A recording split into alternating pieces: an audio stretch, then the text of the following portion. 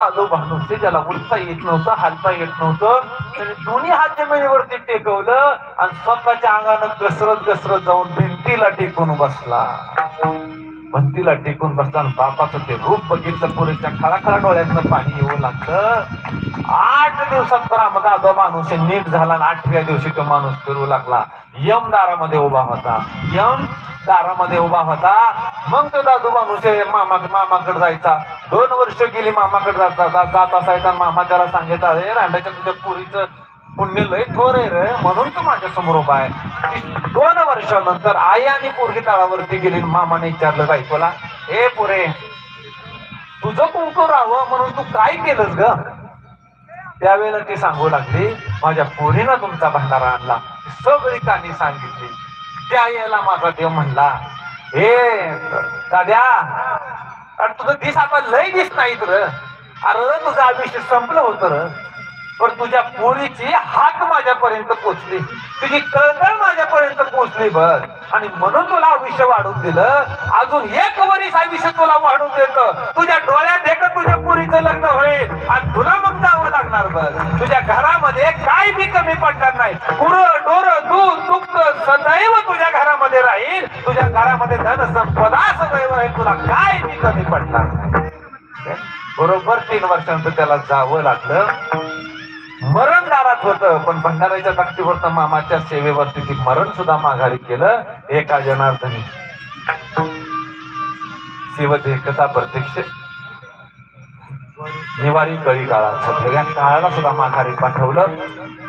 एवढं सामर्थ्य माझ्या देवाचं आहे. मोदी पण करा. हा देव साधा नाही. साक्षात काळावरती ज्याची सत्ता चालते ना, त्याचं नाव म्हणजे आत्मापूरचा बाळूमामा आहे. माझा देव त्यावेळेला सांगायचा, विज्ञानाच्या प्रगतीच्या पल्याड, विज्ञानाच्या प्रगतीच्या पल्याड, या धरणी माईच्या विनाशाच्या अगोदर आणि विनाशाच्या नंतर या कलियुगामध्ये ज्या शिवशंकराची सत्ता चालते त्याला आत्मापूरचा बाळूशंकर म्हणतात. माझा देव त्यावेळेस सांगून गेला. या देवानं या कलियुगामध्ये 74 वर्ष मायबाप भ्रमंती केली. तुम्ही खऱ्या अर्थानं भाग्यवान आहात. या उद्याच्या आमोशाला, उद्याच्या शिवरात्रीला लाखो लोक आत्मापूरला जाणार आहेत. तिथं देवाला डोळे भरून पाहणार आहेत. पण तुम्ही आज तुम्हाला भेटायला देव इथं आला. अरे प्रत्येक आमोशी देवारीला लाखो लोक तिथपर्यंत जातात. ला ला ला ला ला ला ला ला ला ला ला.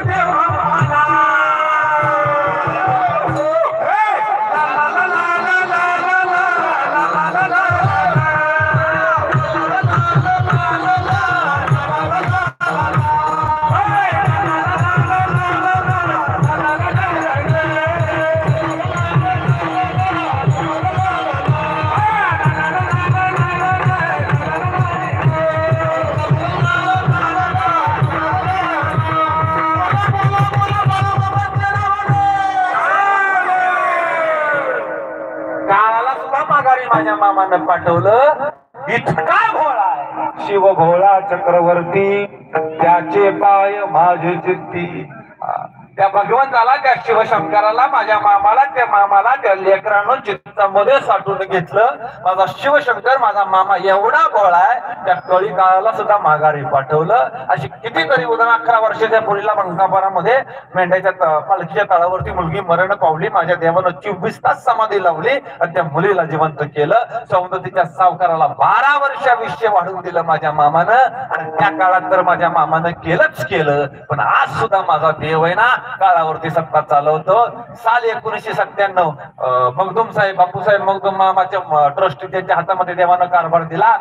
कॅन्सर झाला, मरणाच्या दारात आहेत मुंबईच्या हॉस्पिटलला. तिथं देव माझा उभा राहिला. डॉक्टरला सांगितलं, साल 1997 माझा देव काठी उघड घेऊन उभा आहे तिथं. त्या डॉक्टरला सांगता, हे डॉक्टरला माझ्या लेकराचं ऑपरेशन नीट कर, त्याची काळजी घे. साल 1997 माझा देव उघड घेऊन उभा तिथं राहिला. कशासाठी राहिला? केवळ केलेल्या भक्तीच्या जोरावरती त्याचं